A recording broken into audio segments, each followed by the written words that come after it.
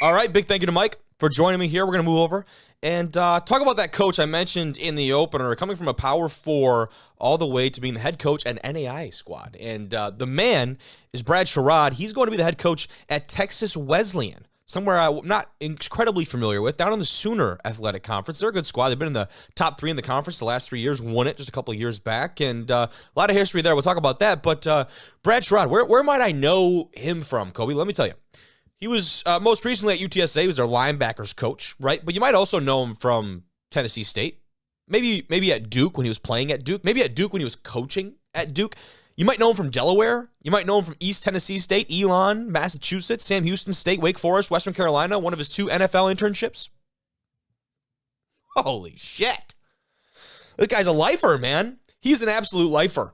He's coming to a program that's got some very interesting history. So very exciting news for Texas Wesleyan down there. Like I said, they've seen a lot of success in recent history. So it's not like this is a program that needs a total rebuild or anything of that nature, which I'm sure was a big part in his process to getting him down there. I mean, you talk about these guys who coaching is just, it's obviously their livelihood, it's their duty, it's their job, but this is just all over the place, man. So kudos to him.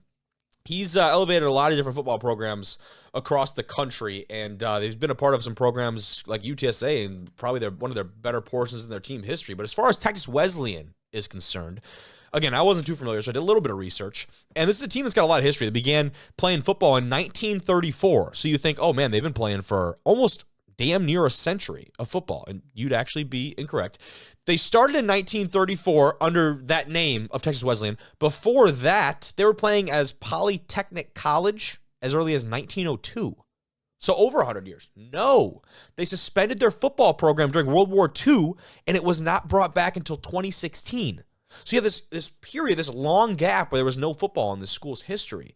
And they obviously had it before, but it wasn't brought back till 2016. They brought in, typically how we talked about some of these programs bringing on football, they did it the right way, I think. They brought in that class 2016, 2017, redshirted the whole class, and then began competition heading into the following year. I believe that might have been the fall of 17, or it might have been the fall of 18, one of the two, but right around that timeline. And so for a team that wasn't competing really until 2017, 2018, you're talking about a squad that in the 2020s is, already in the top 3 of the conference.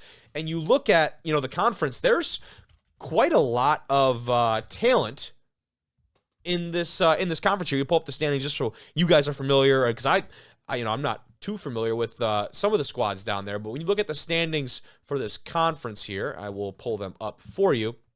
You'll see there's some pretty top competition, especially in the upper half of what we're looking at here. Louisiana Christian is a squad that we talked about at nauseum last year. They're kind of on the outer fringe of that top 25 team, receiving votes a lot of the time.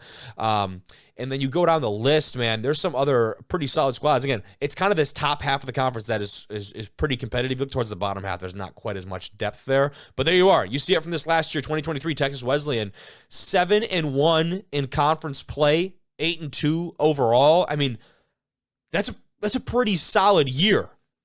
And when you have some of those other squads in your conference that you're competing against on a year in, year out basis, that's a lot to be known for. So they bring in Sherrod to be the head man down there. Don't have too much more info for you at this time. All I know is the man started the position now. He's into the recruiting process and kind of, everything that comes with the head coaching role, getting his guys in there and trying to move on.